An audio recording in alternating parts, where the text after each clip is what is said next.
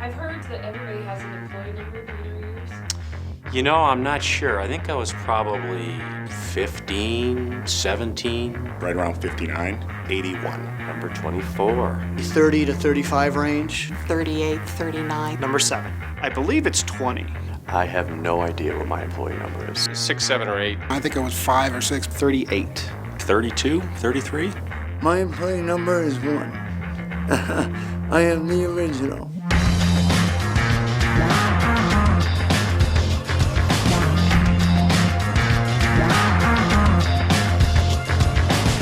A good friend of mine from college was killed by a drunk driver. And it turned out that the gentleman that killed her had 5 previous DUI arrests. How do we come up with a way to monitor somebody 24/7 without them doing anything?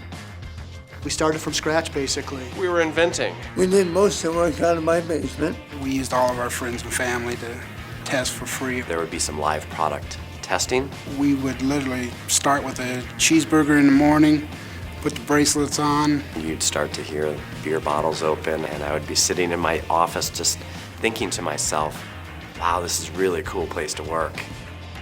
In 1991, we filed for a patent, and we eventually brought the product to market in 2003. That's how we got started. We used to hear these stories about Jeff Hawthorne building these rough prototypes. We had this ugly bracelet. We weren't really sure how it worked. Maybe kind of put it like this. It does what? And it was a product that didn't exist. There wasn't a market for it. That it's supposed to report alcohol. I'd never heard this deal before in my life. There literally was no footprint. When we brought SCRAM to market, it was the first of its kind.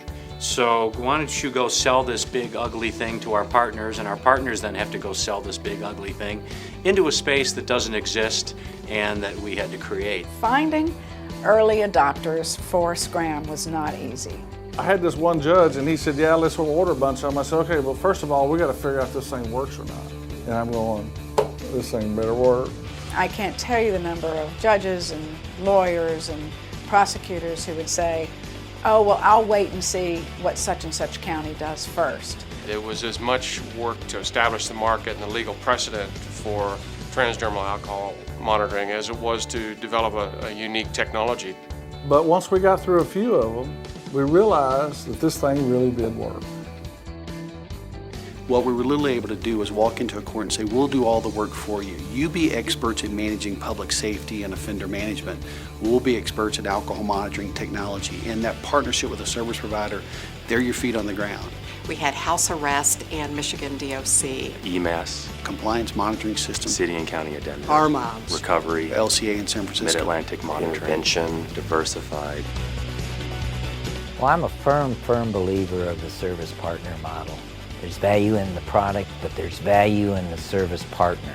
We work very closely with the service providers to try to make them as successful as possible. Because if they're not successful, we're not successful. Sometimes I say, well, it's your ball, but it's our field. Some of our greatest challenges, of course, were with the product. And it was not easy, and so all of us did a lot of talking, and I felt that there was, some good collaboration. What we were able to do together was we were always able to facilitate some type of progress through this, be it on the equipment level, the service level, and I think we learned a lot from one another. I think AMS has worked diligently to minimize the problems. It's a complicated tool. I have grown to trust that technology 110%. We had some early issues, and if it wasn't for those relationships that were built by our service partners, I don't think we would have survived.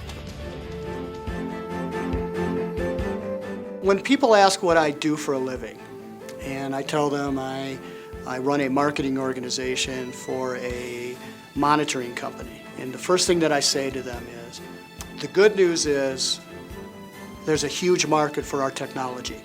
And I follow that up with, the bad news is there's a huge market for our technology. As you know, with my friend being killed, it started out with, how can we make a difference? When we first started, it was all about detection.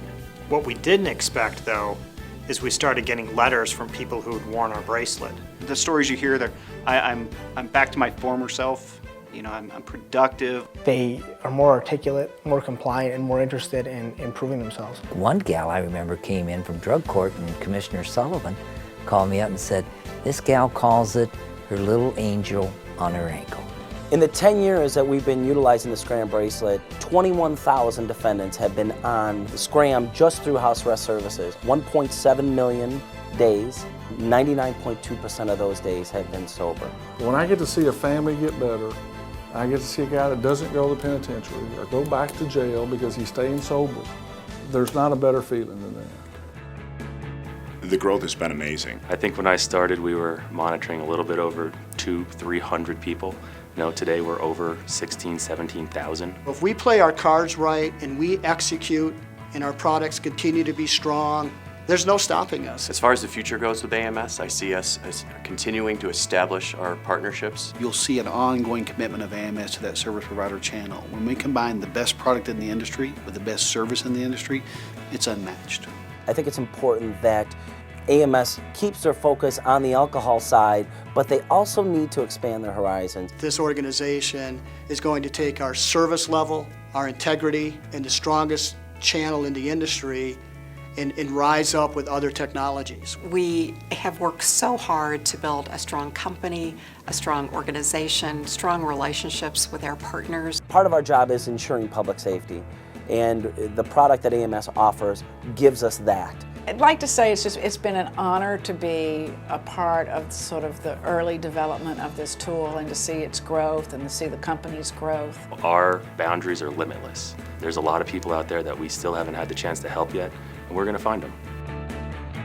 When I see all the people that believe in what they're doing, that we are making a difference, and then you see a group like in our user conference, where we have all these people gathered together that are all working on the same dream, working on doing good. It's amazing.